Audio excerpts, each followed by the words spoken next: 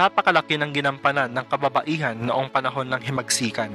Sa labis ding pagmamahal nila sa kalayaan, ang iba sa kanila ay napilitang makipaglaban sa kabila ng kanilang kasarian.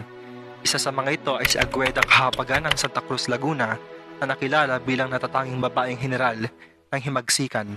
Nakilala rin si Gregoria Montaya ng Cavite na nasawi habang nakikipaglaban.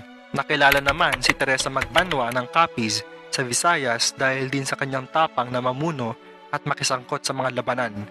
Bukod sa pagsali sa mga labanan, marami rin sa kababaihang Pilipino ang tumulong sa panahon ng himagsikan sa pamamagitan ng pag-aalaga sa mga revolusyonaryo kapag sila ay nasusugatan o may karamdaman.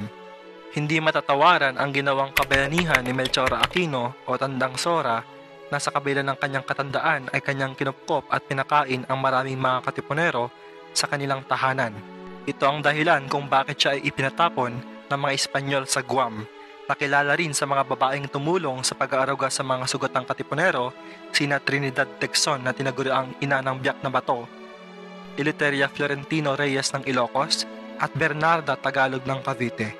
Hindi rin mawawala sa talaan na magigiting na babae ng himagsikan si Gregoria de Jesus na asawa ni Andres Bonifacio na tinaguriang lakambini ng katipunan. Siya ay isa sa mga nakatuwang na mga katipunero sa pag-iingat ng mga papeles ng katipunan. Ilan din sa mga naging gawain ng ibang kababaihan ay pagiging mamamahayag at makata ng samahan at tagatahi ng mga bandila ng himagsikan.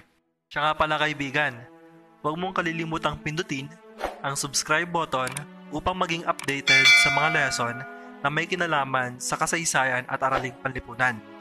Maraming salamat at pagpalain ka nawa ng Panginoon.